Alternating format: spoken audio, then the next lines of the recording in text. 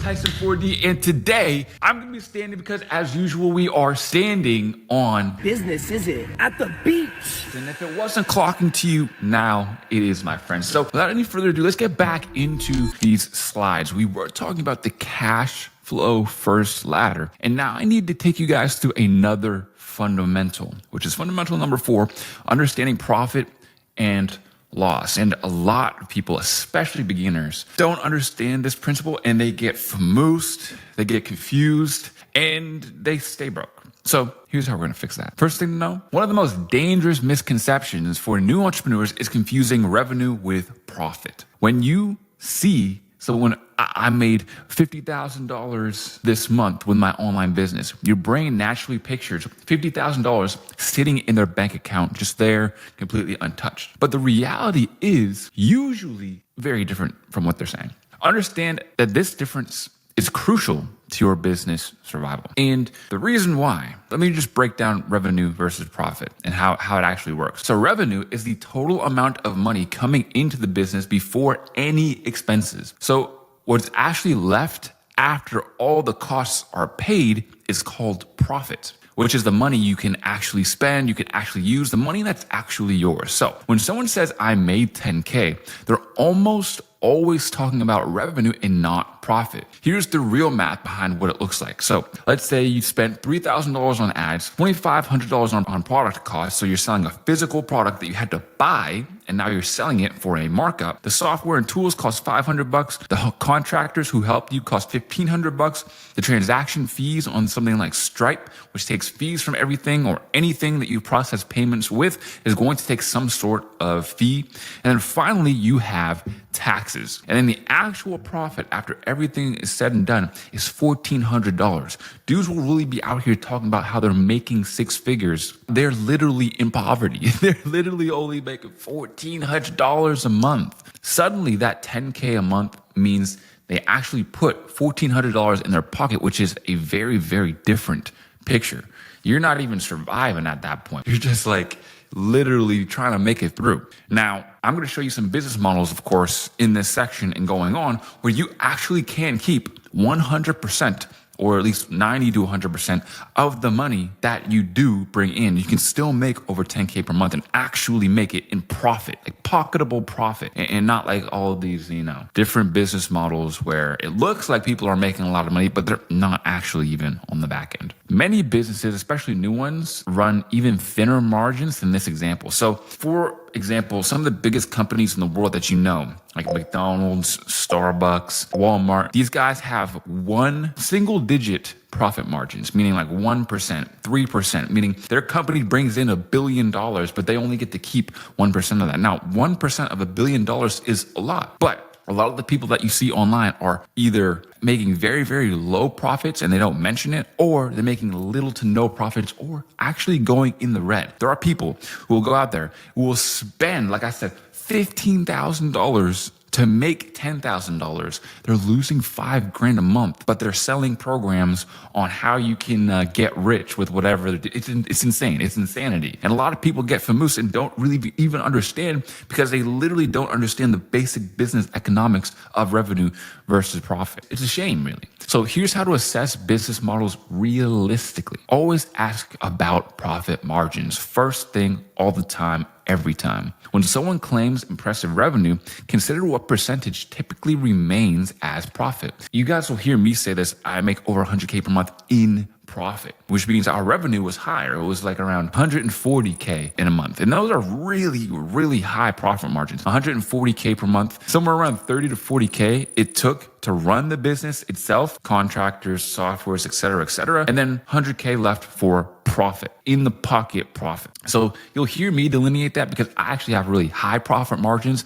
in a lot of my businesses, but other people not so much. So that's why you have to actually inquire about it. Now, when someone claims impressive revenue, consider what percentage typically remains as profit. In some business models like drop shipping or paid advertising, 10 to 20% profit margins are common. If anything, they're good. In other business models like digital products or services, they might be 70 to 80% profit margins. So consider the full cost structure.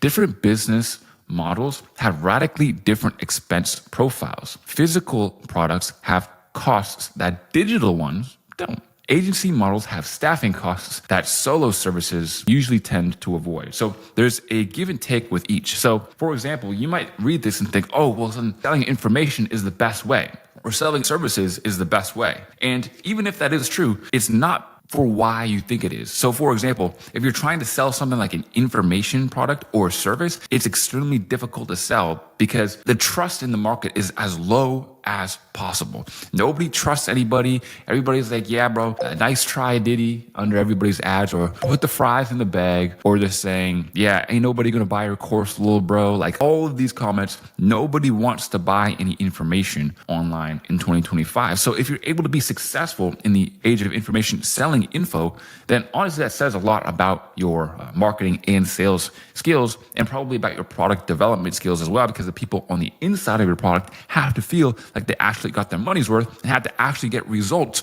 so that you can show that in your marketing too. So the main takeaway that I want you to have here is that a lot of business models are more than meets the eye. People will come on a 60-second TikTok or reel and tell you all the good things about it, but will hide a lot of the more difficult parts about it. Now, the main theme of the whole video here, the whole 16-hour course is, yes, it's going to be difficult. There are going to be things that you don't expect, but it's worth it, man. It's the game. Real things happen and your life changes when you stop looking for the shortcut and you start just building something. Fundamental number 5. Clarity beats creativity for beginners. Simple, proven business models are the way. So there's these trendy business models that you're going to see all of the time. And, I don't even call them business models. I usually just refer to them as methods. Right? So there's a difference between business methods and business models. Business methods are like, oh yeah, I'm going to make money clicking these buttons using Instagram Reels to sell this affiliate product or something. But the business model is, there's only a few. You have service-based business, you have e-commerce-based business. You can sell your own product, or you can sell other people's product, which is basically affiliates. And then there's different ways you can do that. You can do that through organic content. You can do that through paid advertising. Extremely, extremely, extremely simple. But then where people go wrong is they see this big trend like, oh, everybody's using this to make money. Everybody's using that to make money. And they ignore the model itself. So you want to stick to proven processes that have been done time and time and time and time and time again to actually go ahead and make money. So for example, when you're new to business, there is a powerful temptation for you to try to reinvent the wheel. Now, that's not even describing the problem of people who say, well, I'm just going to get rich and I'm just going to like make something up. I'm just going to make something up. Tell me a business to start. I've heard this once before. So going through my whole entire life, there's going to be tons of people who come up to you and are like, hey man, give me a business idea. How do I start a business? And they expect you to be like, they just watch too much like Dragon's Den and Shark Tank and think that's what business is. But that's not even really the truth most of the time. You don't just come up with an idea and do something completely unproven. You just do something that a lot of people are already doing and has been proven for a long period of time. You want to create something unique, revolutionary, and distinctly you. While this creative impulse comes from a good place, it's often the exact instinct that prevents beginners from achieving their first success. So here's the counterintuitive truth. The more you innovate in your business model, the less likely you are to succeed as a beginner. And that's just the truth. That's why you see people on Shark Tank who are like, yeah, I'm 7 years into my business. We've never made a profit and we're still working on development. It's like, brother, that's not where you want to be. So here's the beauty of boring business models that are unsexy.